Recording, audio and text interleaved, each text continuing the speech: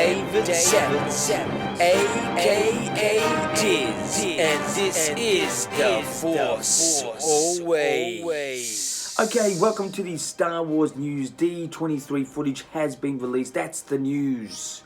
Stick around all this show about D23 footage, sizzle reel, teaser trailer, whatever you want to call it, for this particular episode of The Force Always. So that's the news. Check it out. It's online right now. It's great. And let's get into the views. Views is very important. It's all about the ending part of this sizzle reel trailer, D23 footage, where we see Rey, and there's a bit of a spoiler if you haven't seen the actual trailer yet, or the sizzle reel, whatever you want to call it, with a red lightsaber. Has or is she turning to the dark side? My story idea, as I said before, is that when I saw and heard about this sort of feel, was for her to sacrifice becoming evil to destroy evil. In fact, I said this should happen way back in The Force Awakens time, where Luke would sacrifice himself like a Spawn, the actual character Spawn, where he sacrifices himself to become evil, to destroy evil. That's a great plot, and very epic, especially for Star Wars. That would be great. So I think Rey hasn't gone to the dark side, or is going to the dark side traditionally, like wanting it. I think she's doing it for a reason, and she's sacrificing herself, which we may see a complete end to Rey. And my story idea is, I like her to survive. I think she should survive.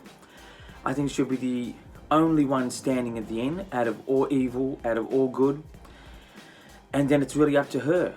And in future Star Wars saga films, if they do continue in 10, that would be a great beginning premise.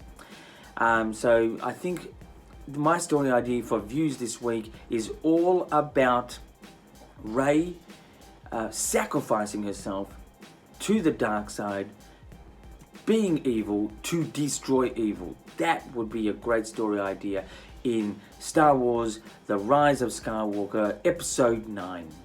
That's my views for this time around. Let's get into reviews. Reviews for the D23 footage, the actual footage that we've finally seen that was at D23. What is D23 anyway? I should let you know. It's a big Disney event that was on the weekend, where people there actually saw this. Maybe some more snippets, we don't know, we'll never know. But what do I give the review to the actual D23 footage that was from the beginning to the end?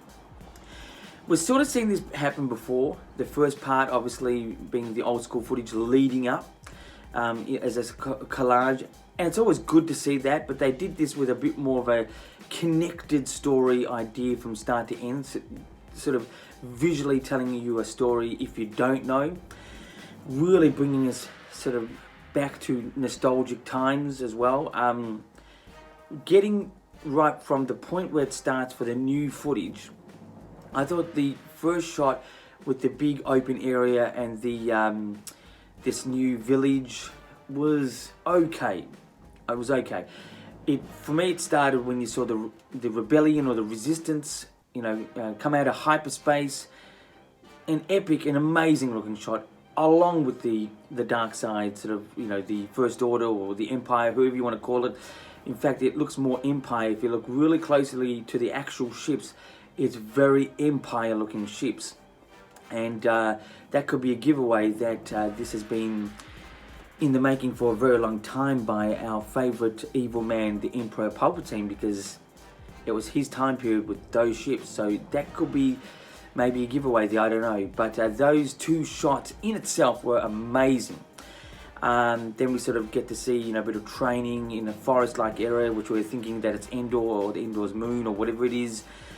With Rey, some shots with a C-3PO that looks quite evil, which could be a setup for his ultimate doom, which I've predicted. And I think, as a story idea way back, that C-3PO should die. I think it's time to move on from parts of the original saga. It would be unfortunate, but it would be very fortunate to see that in such an epic way. But it ends with Rey in the dark side, a sort of red lightsaber sort of thing, cloak, darkened area, real industrial look. And so I give this trailer the footage, D23 footage, 8.5 out of 10. It was really, really good. It was just a little bit lethargic start, as hardcore Star Wars fans know all this at the beginning. So it was sort of like, okay, we're getting this again, which is great, but you know, it's sort of something we just want new. We're sick of seeing old, we want new. We want into the future type stuff, which is an element that I've said to you before, that I think Star Wars needs to move forward. Ever since 97, when I first heard of the special editions coming through, and then we heard like that episode 1's going to happen, at that point we thought, oh great, Star Wars is going to go forward, you know, would be the next episode, but we had to go backwards. And at that point, for me, to go backwards to go forwards was the whole excitement. But then at that point, in 97-ish, they dropped the idea of going forward, and they just did 1, 2, and 3 instead of 7, which they did have on their website. StarWars.com did have on their website 7, 8, and 9, but that's another time, another story. But so 8.5 for the actual whole sort of D23 footage, trailer, teaser, sizzle reel. For me, it was great, and I'm looking forward. It's definitely epic. It's got me feeling it hardcore, you know. So anyway, that's my reviews for this time around. Let's get into interviews. Interviews 2Q. That's 2 questions I asked myself for you guys out there. And please excuse my sort of rough looking hairdo. I've actually gotten out of bed here. For us here in Australia, we got the trailer, you know, in the middle of the night. That's just the time zone that we're unfortunately in. So, what was the footage highlight to me? The actual footage that we got just overnight, technically in Australia. What was the actual highlight? To me, it was seeing the rebellion or the resistance and the Imperials or the Empire or the First Order fleet. That was the actual highlight for me, not Rey the Dark Side. I think it was juicy, but because we heard of this beforehand, it was like it's killed it a bit. For me really seeing that, you know, in a first moment, I think that's where, you know, Disney and or Lucasfilm shot themselves in the foot. They should have released the footage there and then before it got out, and they should know Star Wars fans are hardcore and they really want to know anything and everything they can. That was definitely the highlight. Now, that's the first question. What was the highlight for the whole footage? It was that. What was the low light? That's my next question. What was the low light of the whole footage? I think, again, as I said early on, you know, sort of the old school footage, it was just something we've seen before.